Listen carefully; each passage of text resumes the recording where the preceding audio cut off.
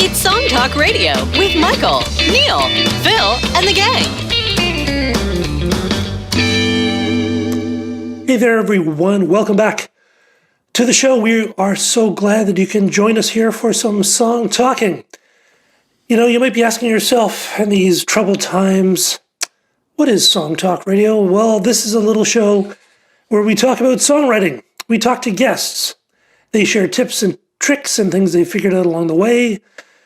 The listeners share your tips and tricks and the stuff that you figured out along the way. And hopefully by the end of all this, we will all get just a little bit better at writing songs.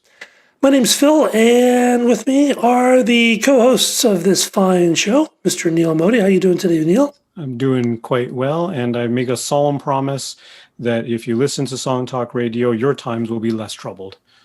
That's true. It's not, and that's, of course, a complete guarantee. Please don't. Note guarantees will not be honored. And, of course, over there is Mr. Michael Proudfoot. How's Tricks, Michael? Tricks are quite good, thank you. We had a lovely Christmassy, wintry snowfall. We've earned our winter, and hopefully now it'll go away. We've done our bit. Yes. And, by the way, that guarantee is good, and you'll get your money back. But, of course, offer void were prohibited by law. Mm-hmm. Don't forget that we really... Roadrunners either. Don't forget we want to hear from you, the listener. So why don't you send us an email to feedback@songtalk.ca with any questions or comments on the show, because your emails make us very happy, and we do read each and every one. So, of course, starting out with some follow-up. Neil, we just had a meetup. How did that go? The meetup was last night, and it was great. We had about 10 to 12-ish people show up, and most of us shared a song. I think a couple of people were just there to listen, which we always encourage and enjoy. People just come by, listen. A lot of interesting, different songs, and good feedback, good conversations. Always a great time at the meetup. It was there was one that was sort of an interesting kind of rap, where it wasn't sort of like, the stylized kind of rap. It was almost like someone was reading. It was really interesting. Yeah, the spoken word kind of, I don't know, rap, spoken word, maybe a blurry line. Well, I don't even know if it was rap, because it was so kind of straight. It was really unique, actually. I thought it was kind of really cool. Yeah. All sorts. You never know what you're going to get at the meetup. It's really surprising, and we don't plan any of it. Just whoever shows up can throw down anything. And people from all over the world, too. I think there was someone from the States. Yeah, there was a couple from the States. Where in the States, do you recall? It was North Carolina, New Jersey, I think, if I'm not mistaken. Well, that's good. And we often have people from Australia and from Europe. Yeah, I guess it's all time zone dependent. Yeah, it is. It can be. There was one's from Australia. That's the middle of the night for them, if it's middle of the day for us. That's true. Very dedicated people. Maybe we should have one in the middle of the night and see what happens. Sure, why not? Because, we all love the nightlife. We're all about staying up late. Now, the songwriting challenge, second annual songwriting challenge, we had the show. It was last week, I think, wasn't it? It was last week, yeah. And we had the first batch, but we have a bunch more. So we'll be doing, I guess next month, we're going to do our second installment of listeners' responses to the second annual Song Talk Challenge. Mm-hmm. And the challenge is to write a song that is one chord progression repeating itself. And the challenge is to make a good song out of that with, dynamics and a real sense of progression and just use it to experiment. A melody be nice too, but to test yourself. Forget about melody. Having restrictions is always a good way to find new creative ideas and license. That's true. Keep them coming in. We have enough for one and a bit more shows, so it'd be nice to do 2 more shows. Sure. Yeah. It's always good fun. I'm very excited because I just bought a boom stand for podcasting and various Zoomings. So that's kind of exciting. I think you're just excited to use the word boom. That's true. Only $19 from Amazon. So, it's not the best one ever made, but it's good enough for what we. Sounds like a Song Talk Radio affiliate link. That's true. Yes, it's true actually, and it works with the condenser mic, so that does help as well. That is good. All right. All right. We are very pumped about our next guest. JUNO Award-winning reggae singer, songwriter, and producer, and social activist Kirk Diamond offers messages of unity and hope in his latest new single and video, Let It Be Done. Let It Be Done was written in light of the political climate and social unrest that has affected so many wild. Good thing you write this down, huh? It's true. With multiple #1 spots on the Canadian Reggae Chart for over 25 collective weeks, it is no surprise that Kirk Diamond has been named one of CBC's 10 Canadian reggae artists you need to hear. A multi-JUNO nominee, he won for his debut album Greater in 2018, and his band, the Movement of Ahryel, deliver reggae and dancehall and masse, including opening for Maxi Priest, Third World, Luciano and Etana, and more. He spreads musical messages of inclusion, unity, and love for all walks of life.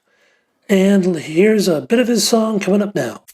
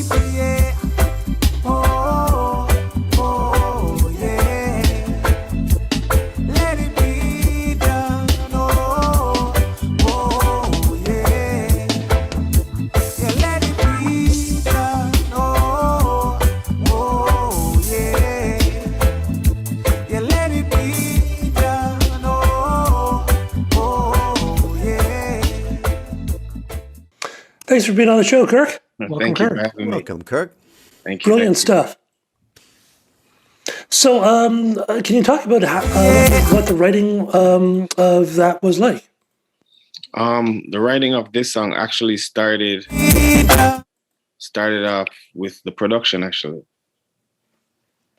Yeah. A lot of people may not be familiar, or they probably can't pick up on it, but that is taken, like the actual production of it was taken from Bob Marley's Jah Live. It's the same chord progression with the bass. And then, and that was an accident how I found out that's what it was, because Third World's 96 Degrees has the exact same progression. Oh, really?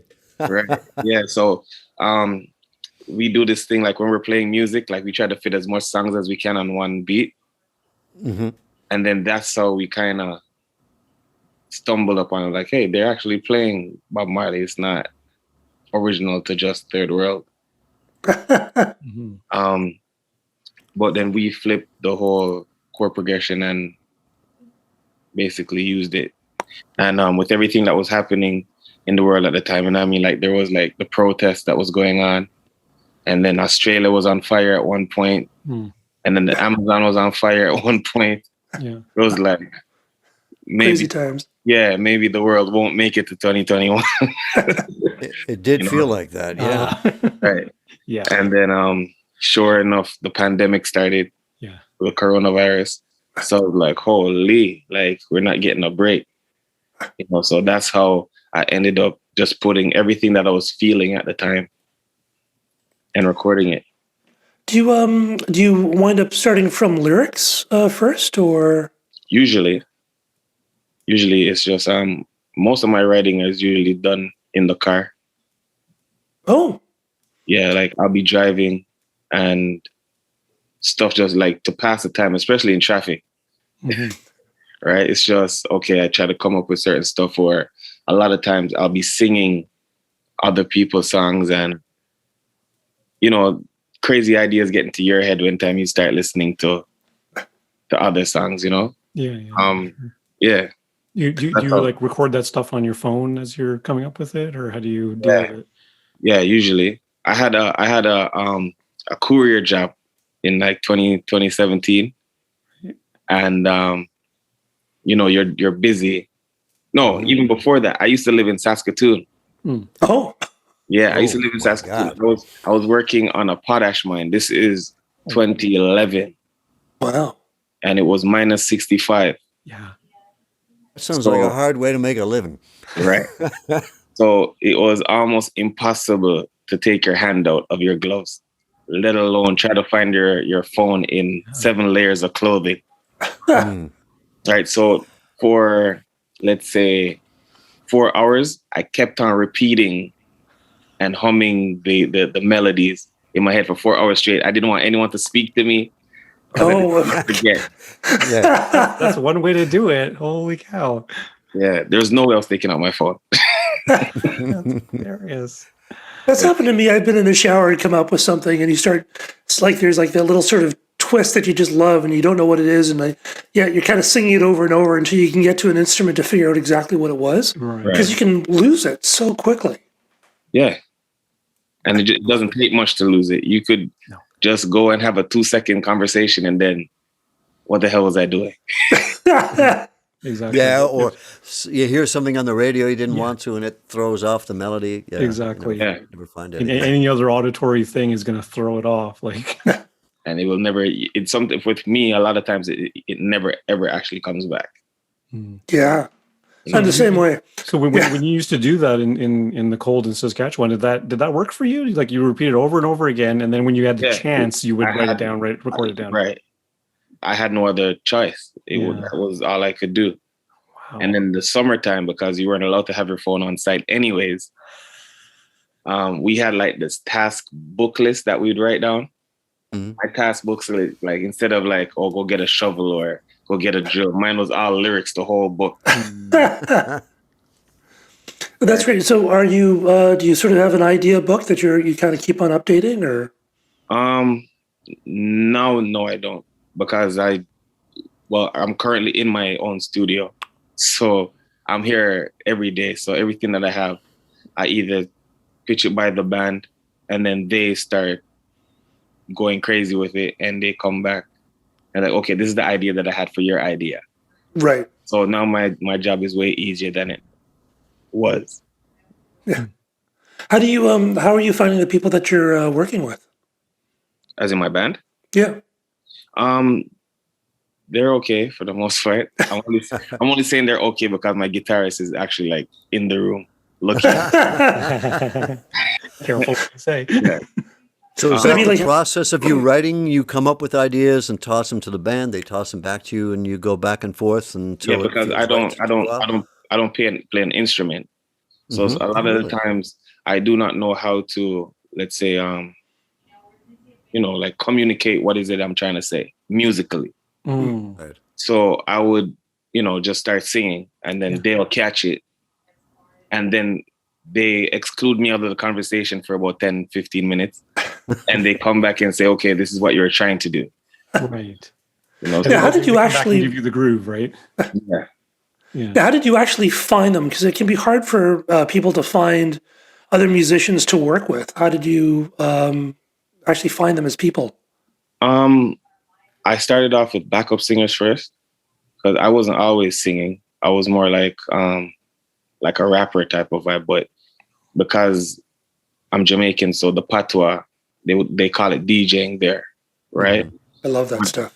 Right. So I had a conversation with Omi, cheerleader, that guy. So he had come for the Much Music Awards, and he told me something I'll never forget. He was like, not because I live or not because I do reggae, I need to remember that a language barrier, like people need to understand what I'm saying all the time. You know what I mean? Or else I'm just putting myself in a box. Okay. Yeah, yeah. Right? And and plus I live in Canada, it's not like if I was supposed to go off in a full hardcore patois, no one other than myself on this panel would understand what I was saying. Right. Right. I love that stuff myself, actually, but right. But Yeah, but so I wouldn't I always- understand it. right. So it would sound cool, but you wouldn't know unless you saw a translation of what I was Yeah. saying. Yeah. Right. So you're talking about reaching a wider audience, but also the message is very important to you that it be Exactly. communicated, right? Right. right, yeah. Right. So so I got singers first because I wasn't a good singer to begin with, because that's all I knew. Right. And then the melody started to come in, and then I started picking up how to do harmonies, and they were harmonizing stuff that I usually would, like rap. So they were harmonizing what I was saying. So I started to pick up on that. And then when I realized that it started to get easier with them, then I saw my writing style change to a more melodic type of writing. Oh, So, okay. so I started with them. Was this before The Greatest or after? This is right after Greater. Greater, sorry. Yeah, this is right after Greater. Yeah. So, and funny story, my backup singer, the first one that I got, right? How I met her before I went to Saskatoon. I walked into a party with my girlfriend at the time, but she looked like a model. Like she looked like Cleopatra, like the way she was dressed, and she's still dressed like that now. And I just stopped. I was like, hey, you should be a model. My girlfriend didn't like it that much, but we broke up, so that's what it Yes. right? Leave that after. And then 5 years later, right before I wrote Greater, I had a passing in the family, and I just was like, bummed out. So I wasn't really doing music for like 6-7 months. And she came and said, hey, what happened to music? I thought you were still doing that. I'm like, I am. She's like, you need to get on it now. And then just like that, I wrote Greater. Right. And then we've been inseparable ever since, like been together, like, and so we went from that. Then I realized that after I got nominated for Greater, I was getting more shows for bands, where in the Jamaican community, like now, we don't really get much band shows like that. Unless it's a show with one backing band and that band backs everybody. Okay. Right. And usually a lot of these bands, they only want to hear the basic melody of your song. So they're not really learning your song. They just want to know enough to be able to play and you sing what you're singing. So it's not actually what your song sounds like most of the time. And it's worse if like there's a superstar on the lineup with you, because they're not practicing your song at all. Right. Because I went to Jerkfest, and we had maybe 3 international superstars from Jamaica on the bill, and I was on the stage wondering what the band was playing. I heard the bass player say to the keyboardist, how does this song go again? Like mid song. Oh, jeez. So the keyboard player was trying to do everything with his keyboard. He was trying to play the bass line while playing the piano, trying to communicate to the drummer like you're playing the wrong beat. Like that's not what we're supposed to be doing. So that kind of helped me to, motivated me to try to find a band. And they just kind of popped up, to be honest with you. Then when I got, like I said, when I got nominated for Greater, I know people that play music, but not everybody wants to, because they don't think you're going to go anywhere, right? Yeah. A lot of the times it's like, you're going to waste my time. But lucky enough, they saw the potential and they stuck with me. Are you doing all the recording at your studio? Yeah. Yeah, I do all of my recordings here. And nice. It's fun to have this place.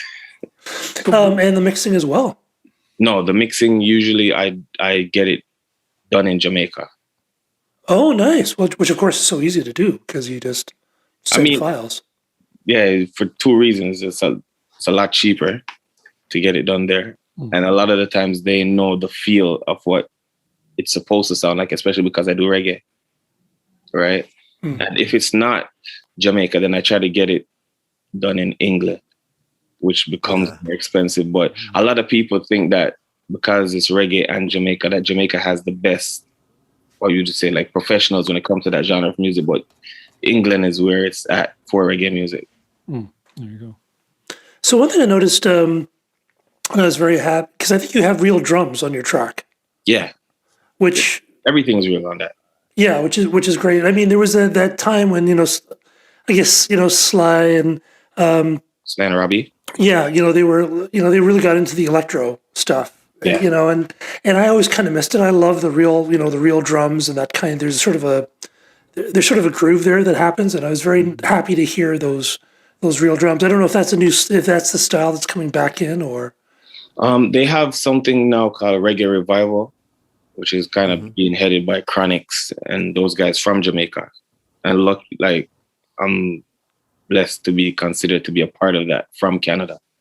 Oh, cool. Yeah. And it's just, I listen to a lot of old school reggae anyways. Like the new stuff doesn't really do anything for me because I think they're trying too much to sound like R&B or pop music. But Yeah. I really, like when you think about it, like there was nothing wrong with Bob Marley's music, right? Or Peter Tosh's music. So it's like, why change it to something else if there was nothing wrong with it in the first place? Or Desmond Decker. You listen to some of his old stuff. Decker, it's like it's brilliant. I mean, those grooves are just timeless. Yeah. So I try so much to. I mean, I guess it's in a way paying homage to what they did, while trying to make a bridge between this generation and that one. Because if we don't do it, then 20, 30 years from now, then we may never hear that again. Can you be a little bit more specific about when you say the new stuff is a little too poppy? Like, does that mean it doesn't have the weighty lyrics? It doesn't have what's it missing that the old school stuff is really? A lot of the times, because the music that is most popular, that's mostly played, a lot of the DJs on the radio station, they try to play stuff that sound like something else. You know what I mean? So for example, let's just use Rihanna, for example. If she was supposed to put out a song now, but it has maybe a reggae feel, right? But she may not have used a reggae musician to play it. It's going to have whatever he is more known for. It's going to have that feel. So whether it's R&B or it has to be synced to the type of music that she has for that album, right? So say that song now goes to number 1. Give me a Rihanna song. Okay, so Work, right?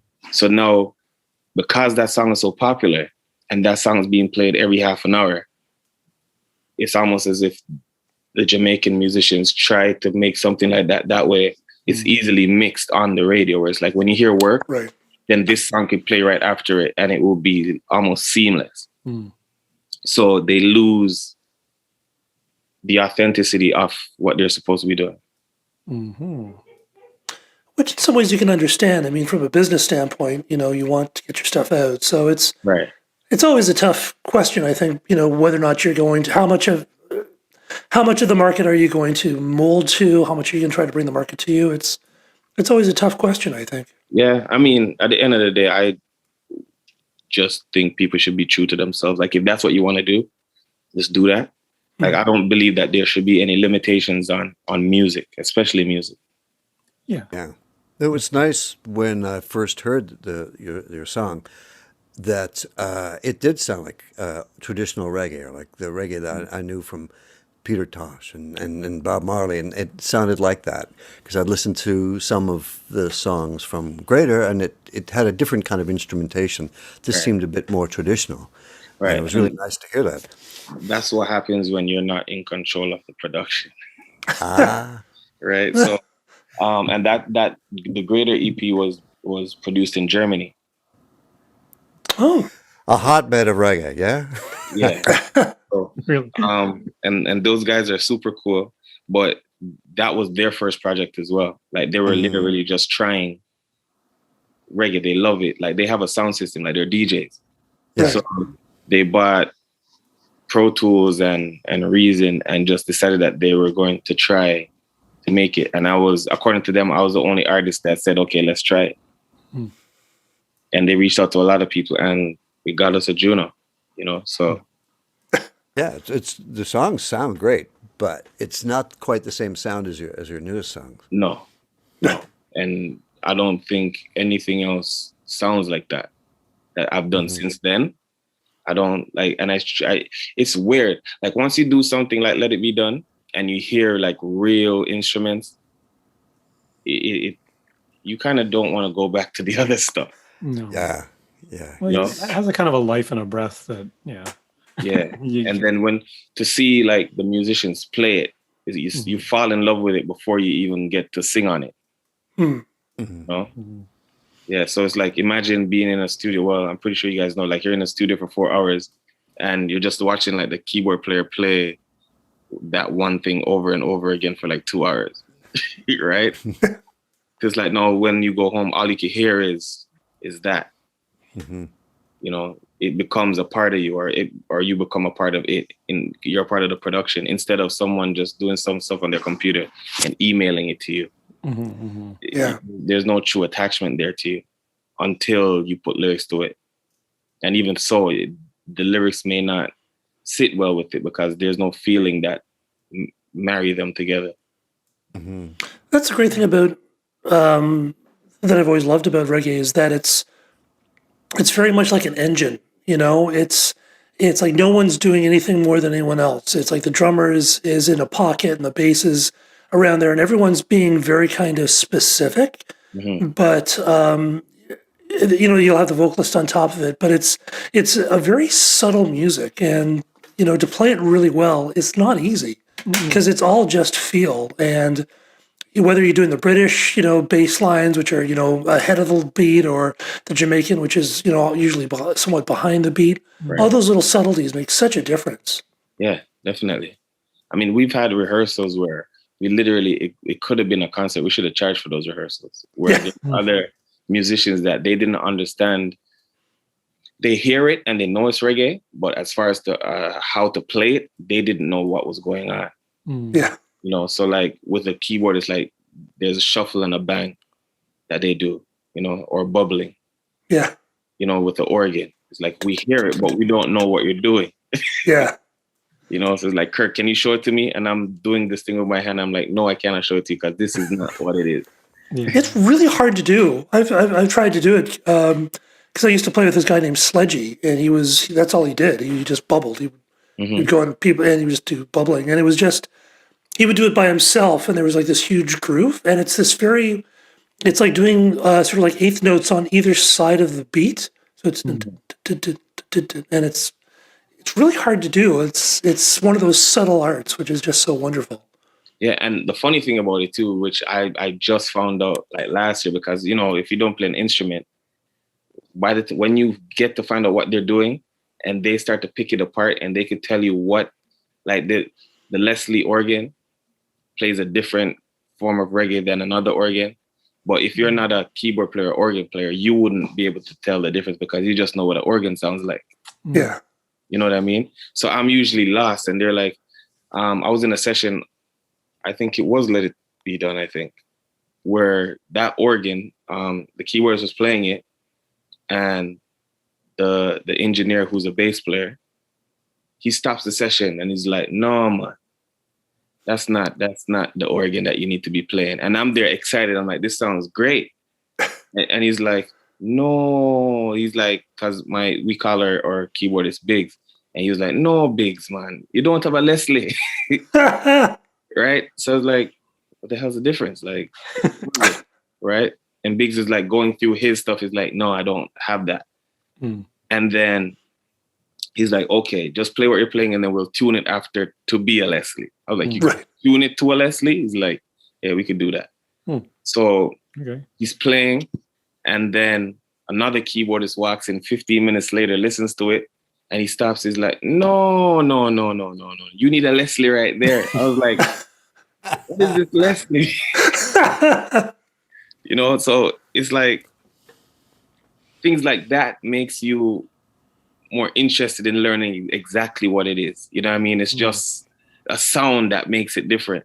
Like there's like with the organ, like on a lot of bubbling, it sounds like someone saying who, like literally sounds like a voice, like singing with you, right? When that's an organ, right? So, and they're listening to one specific sound that you may not even know. Because the Leslie organ, that to what I'm now know, it has this like propeller thing that goes woo, woo. So they're listening for the propeller. They're not listening to the actual sound. Right. Unless it has that propeller sound, they don't want it. That's right? So cool. So they'll be like, if that's the organ that you're going to play, you need to go play in church, because church alone plays those type of organ. I don't belong here. It's not for this type of music. Okay. Should we hear the song? Yeah, yes. Let's hear this type of music. So let's talk about the writing of this. This was kind of mostly done at one sitting, or was it a lot of editing, or? The first 2 verses were done in one sitting. Then I realized that the musicians went in and played for 10 minutes. So I was like, I should probably put another verse on it. Another verse, yeah. Yeah. And I went to England and I fell in love with dub music. So with dub music, it's more drum and bass. So it is drum and bass, but I fell in love with it. So I wanted that on it. They didn't mix the song like that, but it still gave you kind of that feeling throughout it, especially in the bridge in the middle. So because of that, that's why I put the 3rd verse on there. Right. And then plus with me in writing, like writing is I think about writing more than how it's going to sound or how to deliver it. Like the lyrics of it has to be on point to me. That's my baby. Like I don't compromise my writing for anything, you know? So, just the words just really made sense to me. And I felt like it was what needed to be said at the time. You know? Awesome. All right, let's take a listen.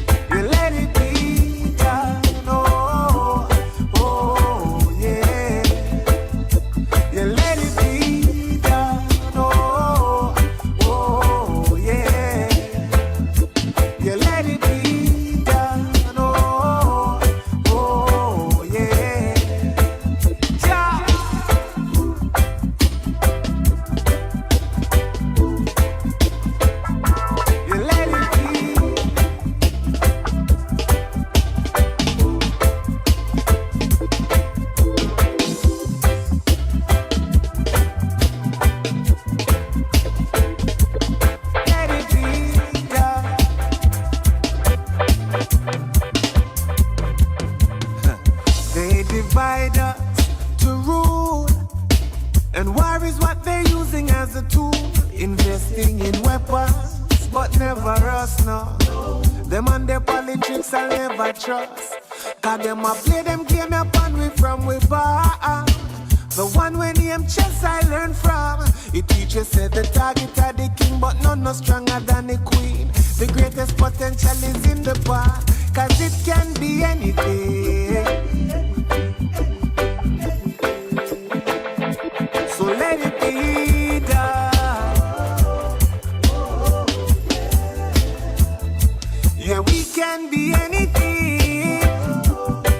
So choose, hey, and let it be done.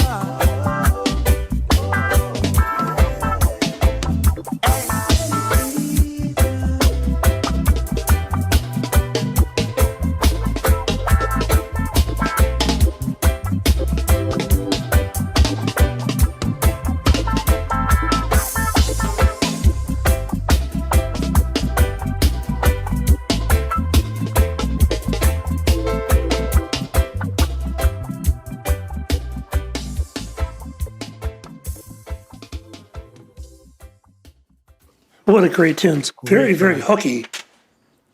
Like lots of great hooks all the way through it, you know? Yeah, thank you. Especially in the first verse where you go, where the break every shackle, break every chain. Like it's like, there's hooks all the way through it. Mm-hmm. You know, it's not like you just have a hook where there's like one place in the verse or one place in the chorus. You have hooks all the way through the song, which is really cool. Yeah, I wanted it to be something that really speaks to you instead of like you have to really listen deeply to it. Mm-hmm. I mean, I wanted it to be something that was easy for you to get the message of what I was trying to say. You know, and there's no better way than hooks. What'd you think, Neil? Yeah, I really dig it. It's really compelling. It's got a great groove. You get a lot of mileage out of, like Phil was saying, this just loaded with catchy stuff all the way through, and the chorus, whoa, let it be done. Like it's just beautifully placed, and you know, and like you said, like the message is really important. But the great thing about the way the song is constructed is the chorus is really, really simple. Whoa, let it be done. Or, you know, 4 times in between all the really, really heavy verses. Because the verses there's a lot of words in them. There's a lot of content. There's a lot of meat on the bone. You know what I mean?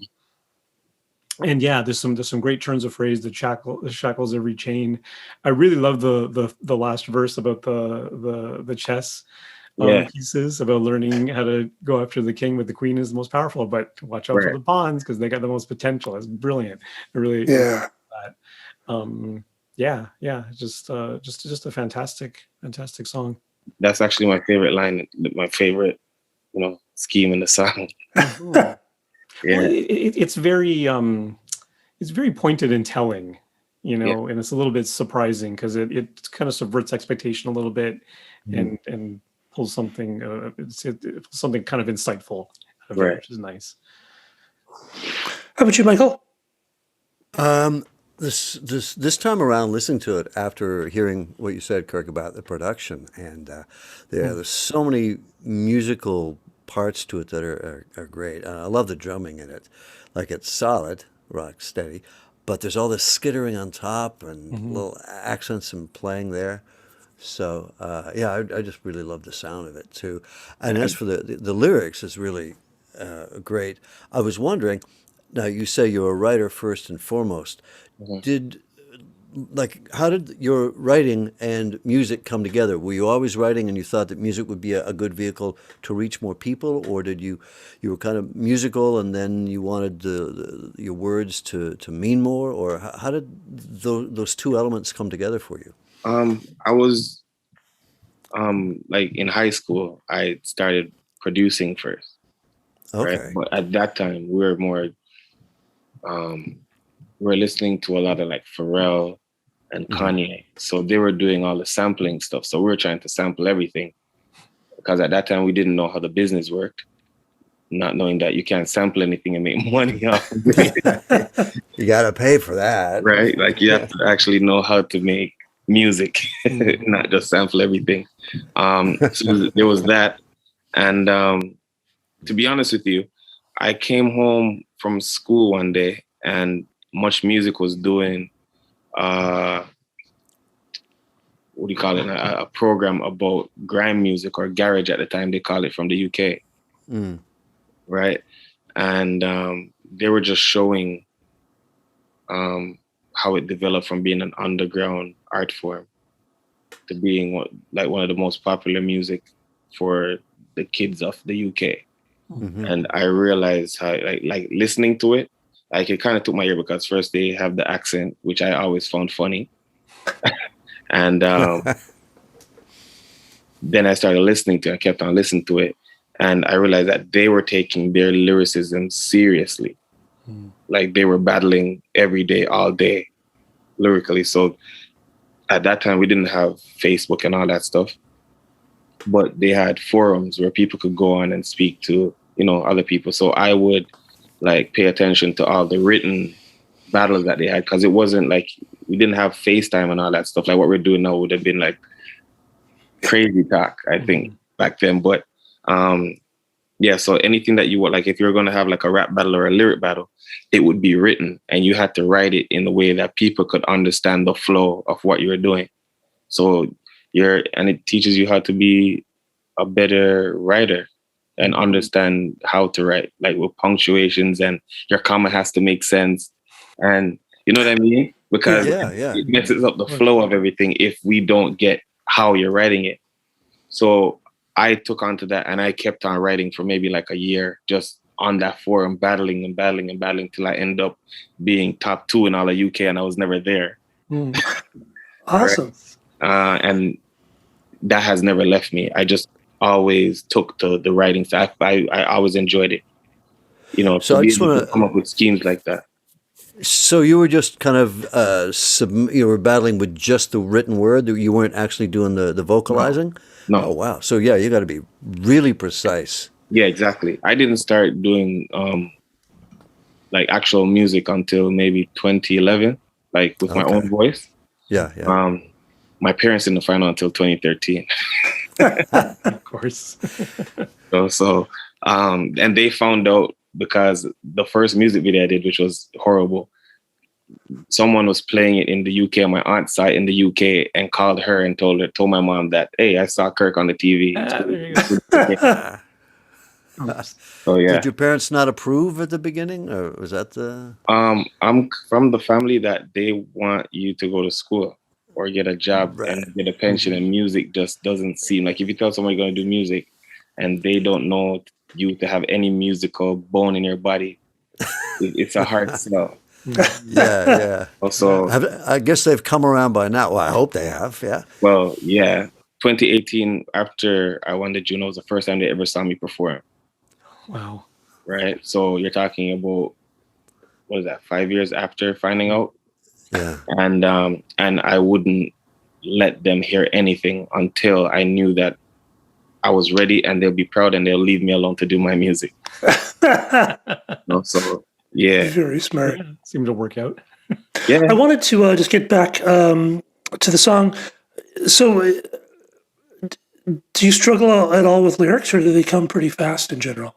I can't force it with lyrics. Like you can't just give me a beat and then I'll start singing about anything. Like it's literally has to be something that I am going through. And I mean, I kind of changed my writing style from what it was at first. Like if you listen to like old stuff, it's more, I do music now that means something. Like I don't want to just do music for doing music's sake. You know what I mean? I want to do music that can inspire that mind that changes the world, hopefully, if the music doesn't itself, you know what I mean? And I mean, we do an art form, and we love this art form that, to me, is the most successful way to unify the world, which is music. You know what I mean? Like there's like me, a little Jamaican kid from Brampton would like in an audience, and it has people from all over the world there. You know what I mean? Even if you play the sport, you can't unify everybody because there's always going to be someone rooting for the other team. That's true. Good point. Good point. Yeah. You know what I mean? So it's like at this note, and if I'm singing, let it be done, oh, like the whole crowd is going to be singing that together. Yeah. Mm-hmm. You know, so I just love that idea of you know what I mean, being that person that inspires or aspire to, you know, help the crazy world that we're living in. Right. You know, one thing I loved about this song is the second verse is almost like a bridge because the approach to the lyrics is so different. Mhm. And I just love the, you know, the unhappy, vanity, poverty, tragedy. And then you have a bit of a variation as you get into other stuff. But then you go back to that rhyme scheme with some more life than prosperity, which I thought was so tasty. I just love that. It was just like, I love those little details, which, you know, sort of show the real craft of songwriting.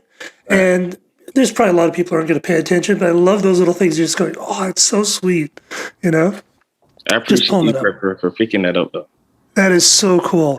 And it's interesting because you never know when to do that variation on the theme. You've got your first verse, which is strong, and then your chorus, and then you could have repeated the first verse sort of from a musical standpoint, but you kind of gave it a twist, and I think that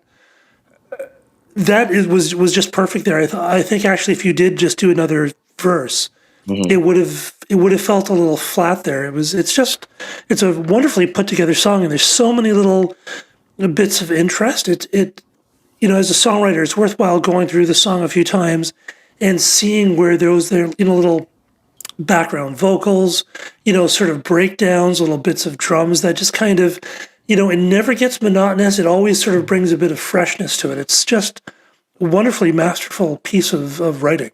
Yeah, thank you. All the way through. It's just a great tune. So you managed to get a lot of your career going. How have you managed to sort of move your career along?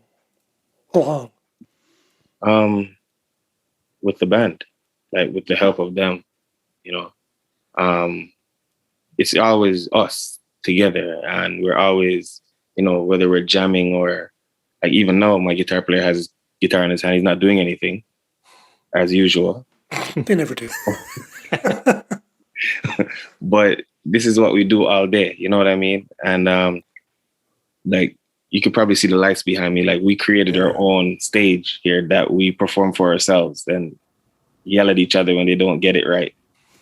I'm usually the one that's getting yelled at, but you know, so that's what I use to bring it together. You know what I mean? Like to work on the kinks, especially now where there's not even any shows that's really going on like that unless it's virtual. You know, so we take this time now to get everything as perfect or close to it as possible.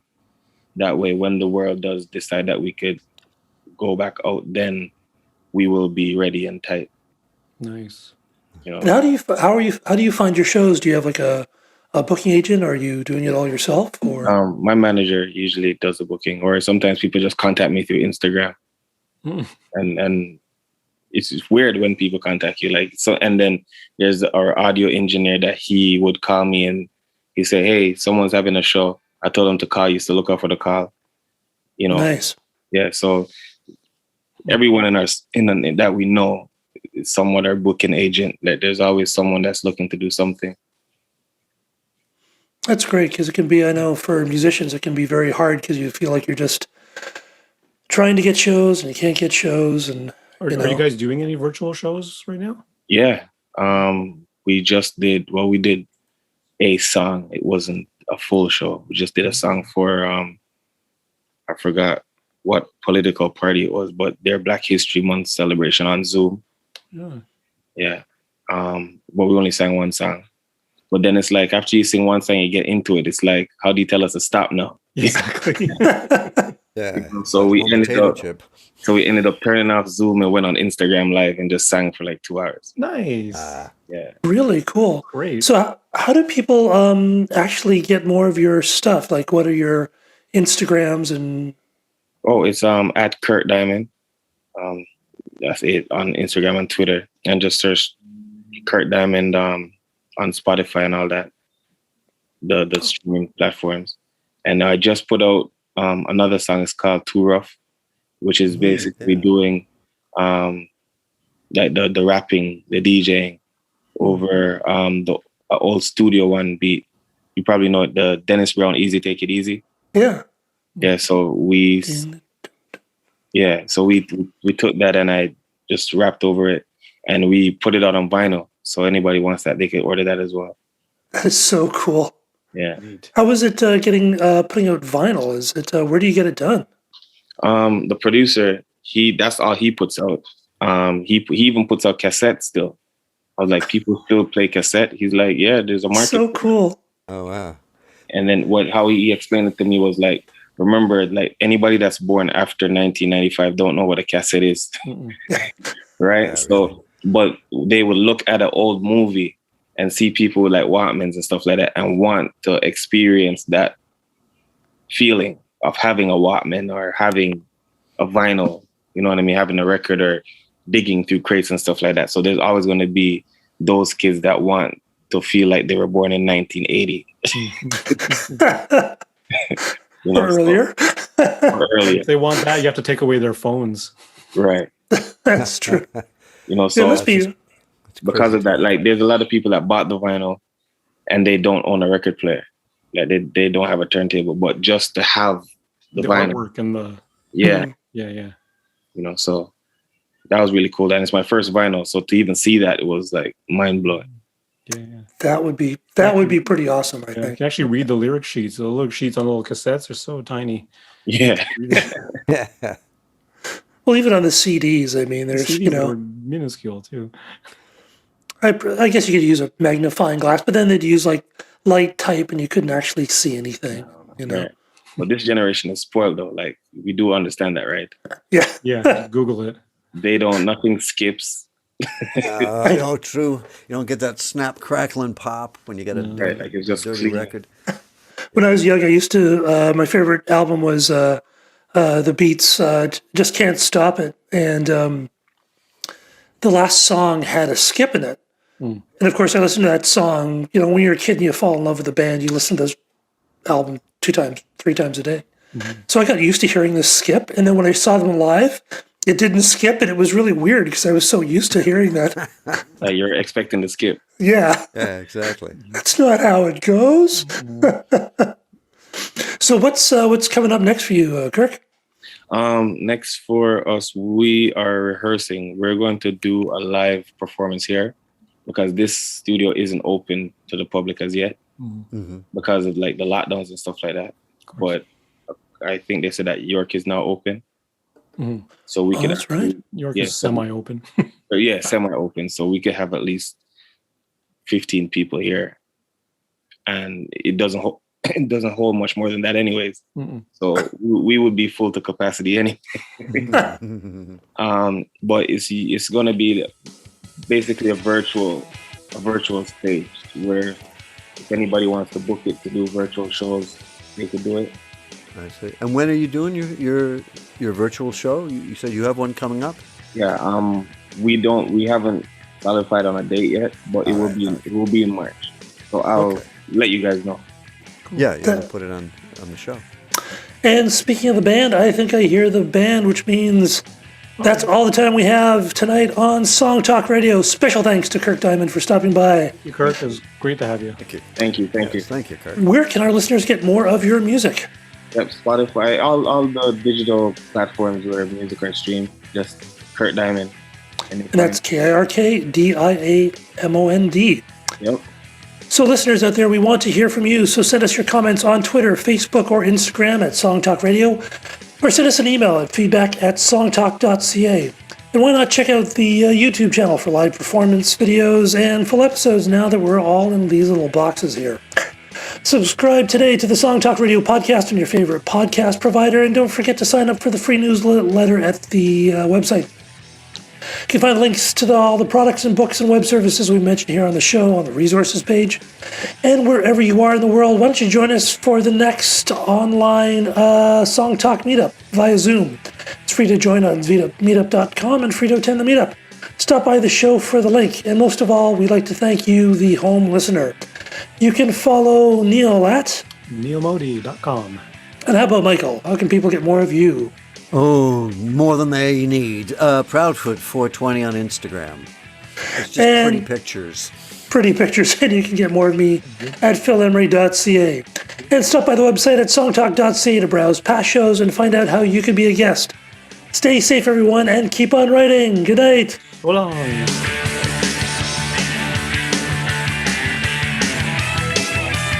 Swoon dance.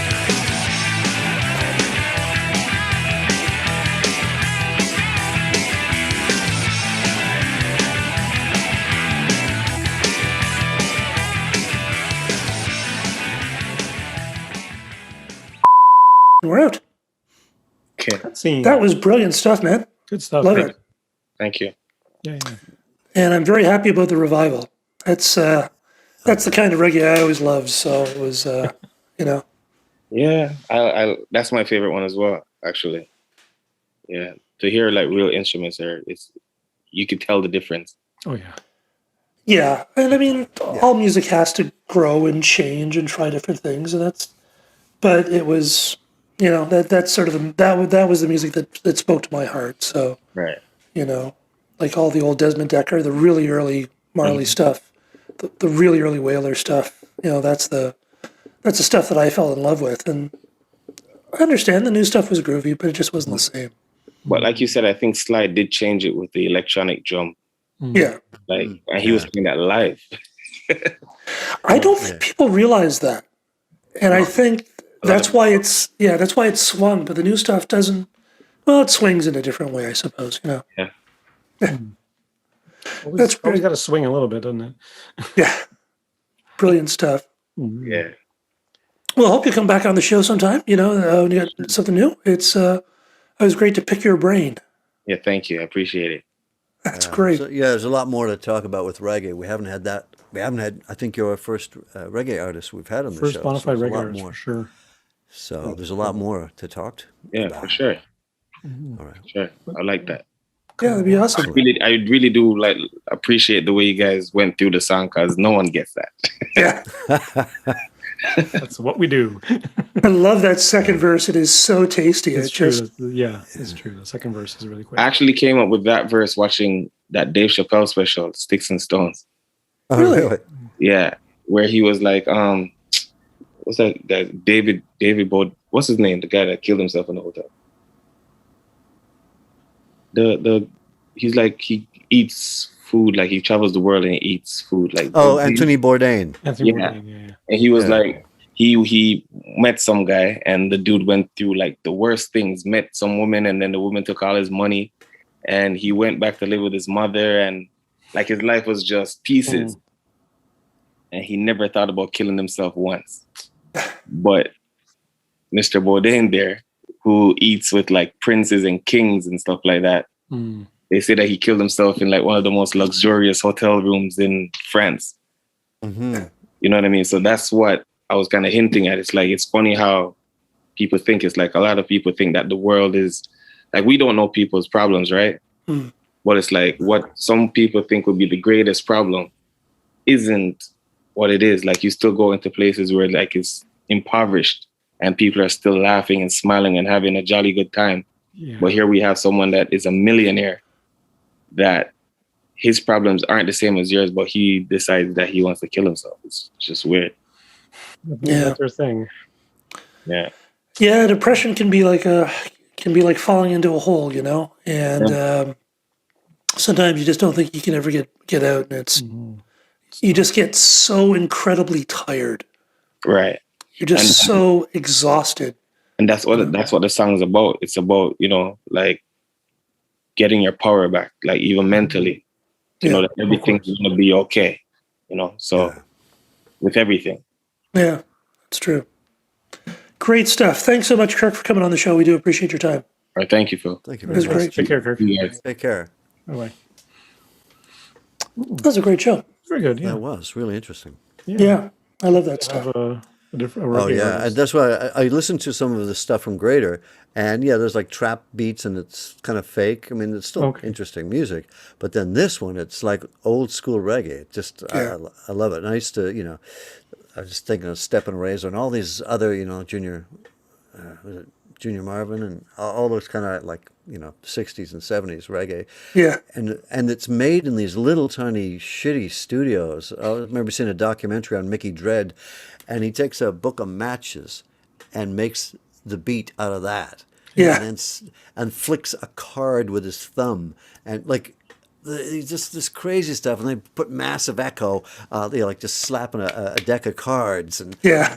and that's what I remember when I was in Jamaica, just checking out music all over the place. And like there'd be these vans driving around selling cassettes, kind of bootleg cassettes, but of like, artists from around the world, but then they'd also be selling local artists. And there was every kind of reggae. There was heavy metal reggae, and I wish I'd bought that cassette because it was such a juxtaposition, but it still had that lightness, Yeah. And it was still like, crushingly heavy because it was heavy metal, but it still was a reggae beat. It's amazing. When he was talking about those shows where there's like the band backing all those singers, Yeah. that's what I used to do, and Right. those shows went on forever. It was so exhausting Oh my because God. you never knew the songs. They'd say it's key of C 1-1-5-4. We go to the 2 in the chorus, and you're going, okay. Okay. Had enough information, I hope. And then you're just playing, and like you would never play the song again, right? So you just Yeah. So it was just I mean, it was great, but it was exhausting. I was just Yeah, there's no sitting back. You're always like up on, okay, where now? yeah. And well, someday I'll tell you about the one of the worst shows we ever played. Oh, no. Someone was trying all in different key signatures. No, that was my own band. Oh, those was with the hookers. Yeah. Okay. That was deliberate. That was No, this was jazz tonight. This was what some like he was a huge star in Jamaica, and we were and the place was packed because he was but he was about 3 days younger than God, and we started playing the long and winding road, and he sort of came in at a random place in a completely wrong key, like, and we're going like, could he not hear? So we had to stop, Right. and then we started again, and he came in at exactly the wrong place at the wrong time, The wrong key again. and then people started getting restless, and the drummer was going to quit. Oh no. It was just, and then the bass player had to sort of introduce the song, and Tell them what key it's in. key it F sharp maybe. F sharp, maybe. whatever. Have you ever listened to Little Roy? I don't think He so. had a hit. He had a hit in like the late '60s. Anyway, he recorded a whole album of Nirvana covers, but like in the old school Jamaican reggae style. And Oh, it's cool. great. It's pure reggae. And if you know Nirvana, occasionally like you go, I know this song, but it's a completely different song. And yeah, it's like this 70-year-old reggae legend in Jamaica. Somehow, I don't know how he got it in his head to do this or whose idea it was, but it's great. It's really well produced. I highly recommend you listen to it. There was these things on Spotify. They're called like the All Star Band or something like that. They had a bunch of. Oh, like, they're old- English, and it's much more. They did Radiohead They did, as they did the reggae. entire OK Computer album. Was like this. Yeah. Is insane. But it's not. It's. I mean, I can say it's not real reggae, but it's not the like it's not Jamaican reggae. It's No. more steady. It's a little more up or something. Yeah. And It's very slick. yeah, it didn't quite. There was one version, one song. I can't remember which one that I thought, oh, that's not bad. But the Little Roy, Battle in Seattle, I think it's called, and it's all Nirvana, and it's fantastic. It's Right. it was one of my favorite records when it came out. Oh, cool. Neat. Yeah. Well, send me the link. I'd like to hear that. Sorry, Send me the link. Send you I'd the like to link? hear it. I will do that. Yeah. Yeah. I will Alrighty. send it to you both. All right, guys. All right, it's supper time. Yes. That it is. We'll talk again on Thursday. Sounds good. Okay. Take care, Great. everyone. Bye. Yes. Good night.